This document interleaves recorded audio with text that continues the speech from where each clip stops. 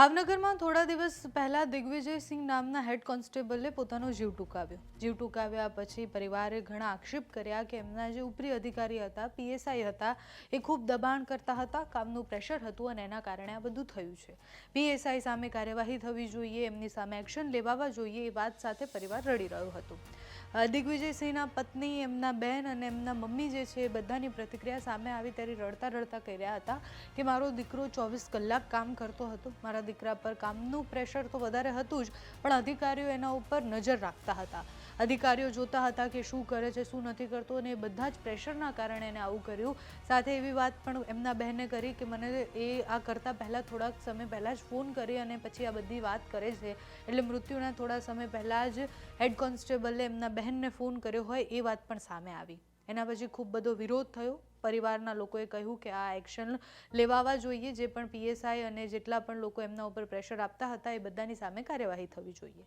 આજે કરણી સેનાના આગેવાનો ત્યાં પહોંચ્યા હતા, સમાજના લોકો પહોંચ્યા હતા અને સમાજના લોકોએ ચીમકી આપી છે કે 72 કલાકમાં જો એ પીએસઆઈ સામે કાર્યવાહી નહીં થાય તો પછી અમે અમારી રીતના પગલાં ભરીશું. સમાજના આગેવાનોએ એવું પણ કહ્યું કે જો પીએસઆઈ સામે કાર્યવાહી નહીં થાય તો અમે જ્વલંત આંદોલન પણ કરીશું અને 72 કલાકની અંદર કોઈ પણ ડિસિઝન લઈ અને સરકારે આમાં પડી અને આમાં કંઈક તો કાર્યવાહી કરવી જ જોઈએ. હવે આ કેસમાં શું કાર્યવાહી થાય છે જોવાનું રહ્યું. અત્યારે તો કરણી સેના અને સાથે જ ક્ષત્રિય સમાજના આગેવાનો ત્યાં પહોંચ્યા હતા ભાવનગર. ત્યારે શું કહી રહ્યા છે તે સાંભળો. તો પરિચય આપું, હું વીરભદ્રસિંહ જાડેજા, શ્રી રાજપૂત કરણી સેના પ્રદેશ છે. આજે જે દિગુભાઈ ગોયલના જે સુસાઇડ કર્યું, તો કહેવા માંગુ છું કે આજે પોલીસમાં જે પણ ભરતી થયા હોય એ માનસિક કેટલા મજબૂત હોય, તો એમને કલ્પના કરો કે કેટલો માનસિક ત્રાસ દેવામાં આવ્યો છે, ત્યારે આ વસ્તુ થઈ હશે. તો એમને વહેલી તકે ન્યાય મળે. અને ગુનો પહેલો તો પ્રાથમિકતા એ છે કે ગુનો દાખલ થવો જોઈએ. આજ સુધી 2 દીમાં ગુનો દાખલ નથી થયો, તો ગુનો દાખલ થવો જોઈએ, એના ઉપર એફઆઈઆર ફાટવી જોઈએ ગોસ્વામી પીએસઆઈ ઉપર, અને અહીંયાથી બદલી થવી જોઈએ.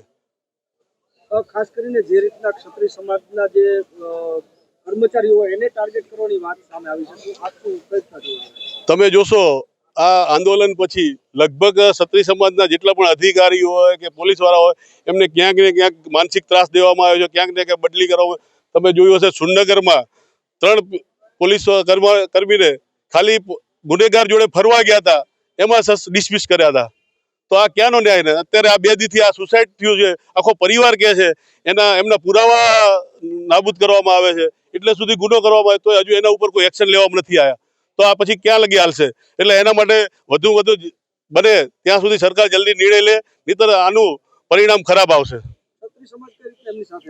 ક્ષત્રિય સમાજ આ એક પરિવાર નથી, આખો ક્ષત્રિય સમાજ ગુજરાતનો છે અને કદાચ આખા ભારતના ક્ષત્રિય સમાજને ઉતરવું પડે તો ન્યાય માટે ઉતરશું, કારણ કે આ ન્યાયની વાત છે. કોઈ અમે અમારા માટે કંઈ માંગતા નથી, પણ જો ન્યાય અમને ના મળતો હોય તો પછી અમારે લડવા સિવાય બીજો કોઈ ઉદ્ધાર નથી.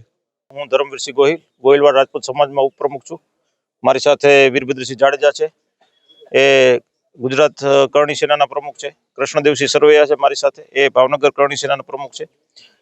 અમે આજે રજૂઆત કરવા ગયા હતા. સાહેબે જે અમને લેખિત રજૂઆત કરવાની કીધી હતી પરિવારને, એ લેખિત રજૂઆત આજે થઈ છે અને સાહેબે અમને આશ્વાસન આપ્યું છે કે 100% એમાં ન્યાયિક તપાસ થશે, ન્યાયિક ફરિયાદ થાય એવા પ્રયત્નો 100% થશે. અને અમે એ વિશ્વાસના આધારે જ અમે આ આંદોલન મુવમેન્ટ જે કાંઈ અમે કહો, અમે અત્યારે જે બેઠા છીએ માત્ર ને માત્ર તંત્રના અને સાહેબના ભરોસે જ બેઠા છીએ. જો એમાં કંઈક ન્યાય મળશે એવી અપેક્ષા સાથે જ અમે બેઠા છીએ.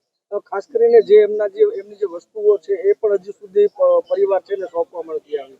હા, એટલે એ તપાસના ભાગરૂપે એ લોકોએ એમની પાસે એફએસએલ ને ત્યાં મોકલવા માટે રાખી હતી એવું અમને જાણ કરવામાં આવી છે. હવે પણ એ જેટલું બને એટલું ઝડપી મળી જશે એવી અમને અત્યારે વાત થઈ છે. ખાસ કરીને જે પણ દસ્તાવેજો છે એની અંદર છેડછાડ નહીં થાય એની શું ખાતરી? એ તો શક્ય જ નથી કે એવું ન થાય, કારણ કે જે વ્યક્તિની સામે આ ગુનો નોંધાય એમ છે એ વ્યક્તિ તો મૂળ તપાસ અધિકારી, ટૂંકમાં સ્થળ ઉપર પહોંચનાર જ પહેલો વ્યક્તિ એ હતો. એટલે જે વ્યક્તિ પોતે ગુનાનો ભોગ બનવાનો છે એ જ ત્યાં સ્થળ ઉપર પહેલો પહોંચે તો એ તો પોતાના બચાવ માટે ગમે તે કરી શકે.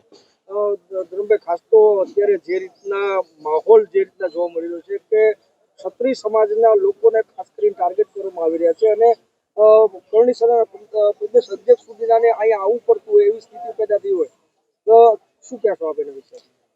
હવે સ્વાભાવિક છે કે તમારી વાત 100% સાચી છે. અમને ક્યાંક ને ક્યાંક એવું દેખાય છે કે અસ્મિતા આંદોલન પછી એક ખાસ કરીને એક બાયફ ક્ષત્રિય સમાજ તરફે હોય તંત્રનો અથવા તો ક્યાંક ને ક્યાંક અધિકારીઓનો પણ સરવાળે જ્યારે જ્યારે આવું થતું હોય છે ત્યારે આ સંગઠન સમાજની જેટલી સંસ્થાઓ હોય છે, કરણી સેના હોય છે, અહીંયા ગોહિલવાડ રાજપૂત સમાજ હોય છે, સમસ્ત ગુજરાતની બધી સંસ્થાઓ એક સાથે હંમેશા ઊભી રહી અને હજી ઊભી રહેશે અને આમાં જ્યાં જરૂર પડશે ત્યાં બધા એક સાથે જ ઊભા રહેશે.